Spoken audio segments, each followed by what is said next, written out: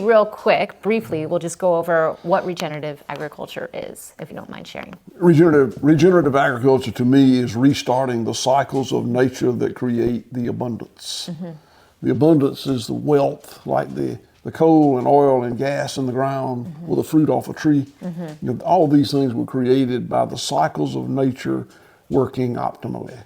The energy cycle from the sun, the water cycle from the rain, the mineral cycle in the soil, the microbial cycle, the animal cycle, on and on, many, many cycles. And when they're all operating as they should, an abundance is created, and that's what we live on. So I know you also speak about the cycle a lot, right? Birth, growth, death, decay. Am I right? Birth, growth, death, decay. Birth, growth, right. Decay. The circle of life. And I think that, could be cyclical too in human health as well. So talk to us a little bit about maybe that process, because it does relate to just the nutrient density into the soil, the nutrient density in the final product of the meat of what we actually put in our bodies. We do try to stay very focused on the fact that there is birth, growth, death, decay.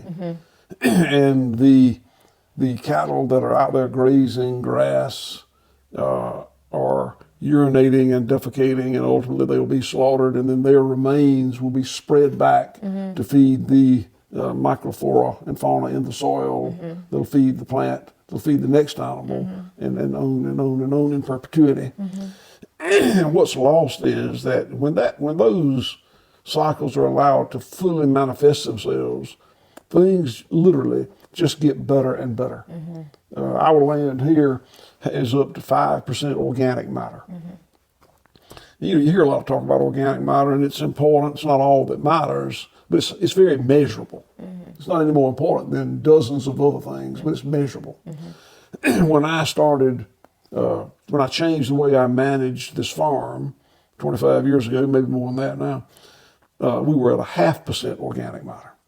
And because of feeding those cycles of nature, it's gone from a 0.5% to 5%, 10x increase. And that just has incredible impact on the quality of the food that's produced here. So when it comes to them reaching out to their farmers, though, like I said, nobody really has a perfect model, and maybe they are feeding cows, corn fed or whatever. Do you feel like that would be a better option to have that conversation with, maybe those, the livestock that is fed grain, as opposed to going to the grocery store and having no idea where it's coming from? Yeah, all farmers farm a little differently, and all consumers consume a little differently. And we've got customers that are all about the welfare of the animal and don't really care too much about what the animal is, if it ate corn or not.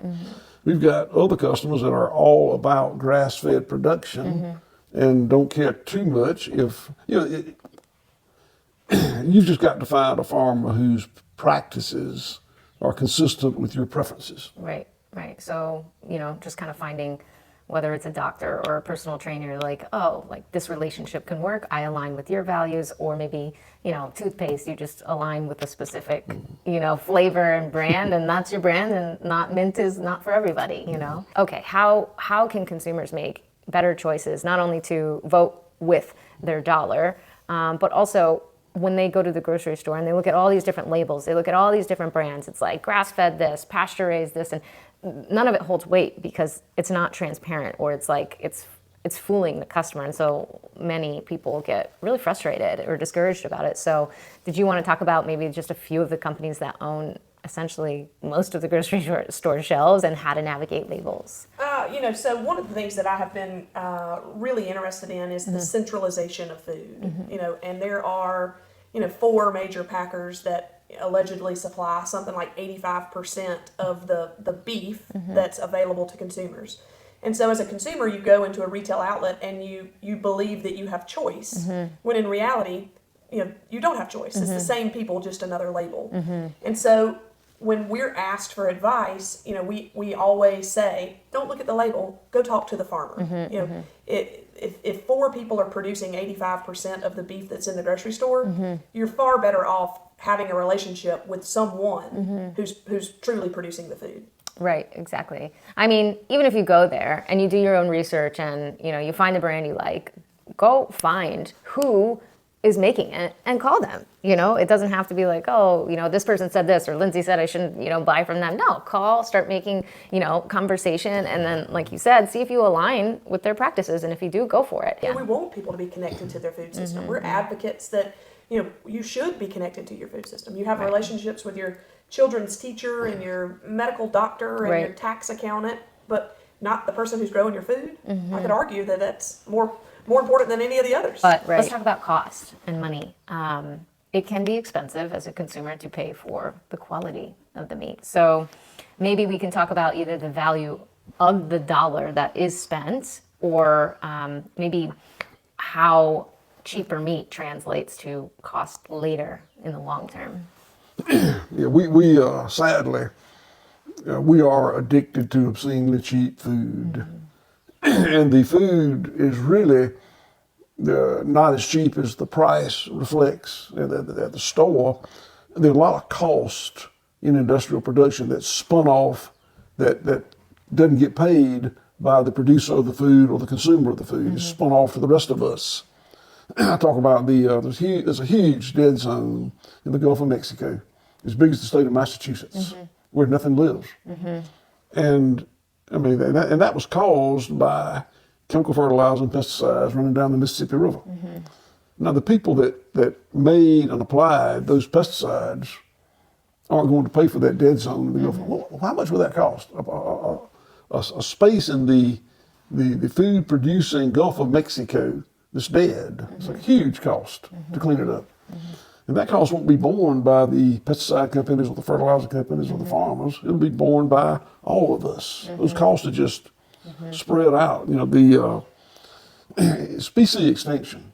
Every species of plant or animal or microbe that's on the planet is here for a purpose and it has a role.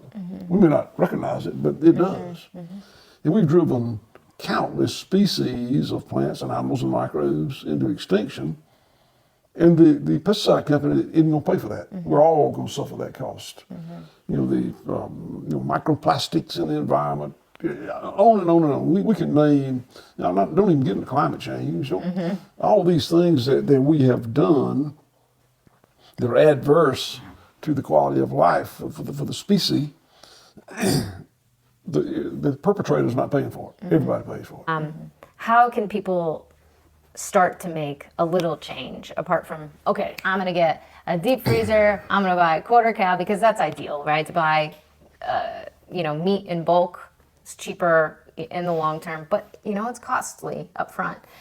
So what little steps can people do to maybe start to make a change? And similar to maybe how you've grown into a regenerative farm, right? You had to make steps. You couldn't do it overnight. So I think as from a human and our, just how we can either purchase it or just the mindset, what are some little steps we can take? I think just generally being aware of the things you're purchasing. I think that, consumers, get label fatigue, they get shopping fatigue. You're trying to shop and you've got 1 or 2 or 3 or 5 kids, that are extremely distracting. I think the first step is just understanding what you're buying. And then I think the next step is incrementally, where you can, choose to support farms that produce food the way you want it to be. It might not be that you can just swap over and tomorrow buy everything regenerative, buy everything, from a farm, like White Oak Pastures. I think doing it when you can is important. And hopefully, over time, you'll recognize the true value of what farms like these provide, be it, great tasting product, in production systems raised with an emphasis on animal welfare and land regeneration, tied back to building communities around food. And so it probably won't be an all or nothing decision tomorrow, but I think that becoming aware of what you are purchasing and how you are spending your money, and then making small incremental changes when you can is a great place to start. White Oak Pastures. Not only do you guys have beautiful 100% grass-fed cattle, but maybe let's talk about the meats kind of that you guys do have too as well. Talking about ecosystem and biodiversity, we have pigs out here, and we have lamb and sheep. What else do we have on the farm? Well, when I was an industrial cattleman, it was monocultural. I only had cattle, and I was very happy with that because I didn't need the symbiosis that comes from having other species. If I had a plant growing in my pasture, my cows wouldn't eat. I just sprayed it with a herbicide and so on. You know, when I gave up using pesticides, I had weed species growing up in my pastures that the cows wouldn't eat. So I got other species. I added sheep first, later hogs, later goats, later poultry.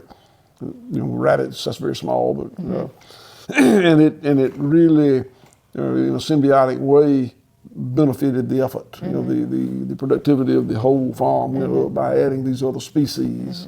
You know, again, the nose to tail is amazing, and I know that, you know, you sell organs a la carte here. We also created the ground beef together because I think organs are a huge part of, they're one of the most nutrient dense foods on the planet, and so to actually blend that into ground beef, I created a vitality blend here in collaboration with White Oak Pastures. You did it. No, You told us what to guys, mix up. no, but I mean, without you guys, you know, where would it be? So I think it's like, that's called a 50-50 blend for sure.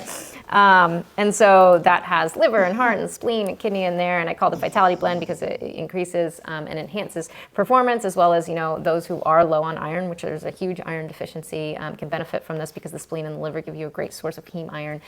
So once again, it's also, you don't find that really, you know, in the stores and commodity beef, you know, that are willing to use nose to tail the whole animal. So less waste and just more nutrition in the end for you guys. So, well, for all of us really. So.